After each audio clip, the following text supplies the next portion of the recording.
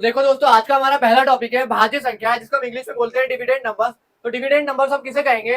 वे संख्याएं जो स्वयं और एक के अतिरिक्त अन्य किसी भी संख्या से विभाजित हो जाती हैं, उन्हें हम भाज्य संख्या कहते हैं। यानी कि भाज्य संख्या वो संख्या है जिनमें खुद का भाग दोगे तो खुद में खुद का भाग तो चला ही जाएगा, लेकिन आप किसी अन्य संख्या से भाग दोगे तो किसी अन्य संख्या से भी भाग चला जाएगा। जो क्या होती है 4, 6, 8, 9, 10, 12, 14, आपकी जो है इस तरीके की जो भी संख्या, ये क्या भाज्य संख्या की कैटेगरी में आती है। तो देखो हम भाज्य संख्या किसे कह रहे हैं? जो स्वयं के अतिरिक्त, जैसे क्या है 4 है, 4 में आपने 4 का भाग दिया तो देखो स्वयं में स्वयं का भाग दिया, स्वयं में स्वयं का भाग तो चला गया है ना। कितनी बार चला गया? एक बार। लेकिन 4 में आपने माना किसी अन्य संख्या का भाग दिया तो देखो 4 में किसी अन्य संख्या का भी भाग चला गया 2 बार, है ना। तो ये क्या किसी अन्य संख्या से विभाजित हो गई। जैसे 6 है, 6 में आपने खुद में भाग दिया तो खुद में खुद का भाग तो चला गया एक बार, लेकिन 6 में आपने किसी अन्य संख्या माना 3 से दिया तो क्या किसी अन्य संख्या से भी भाग चला गया 2 बार। तो ये ऐसी संख्या है जो क्या खुद के साथ साथ दूसरी संख्या से भी भाग देने पर क्या डिवाइड हो जाती है। तभी हम इसे क्या डिविडेंड नंबर्स कहते हैं। भाज्य संख्या का नाम ही क्या है? Dividend number. डिविडेंड मतलब यानी कि जो हर किसी से डिवाइड हो जाती है। ठीक है, तो आई होप आपको भाज्य संख्या समझ में आया।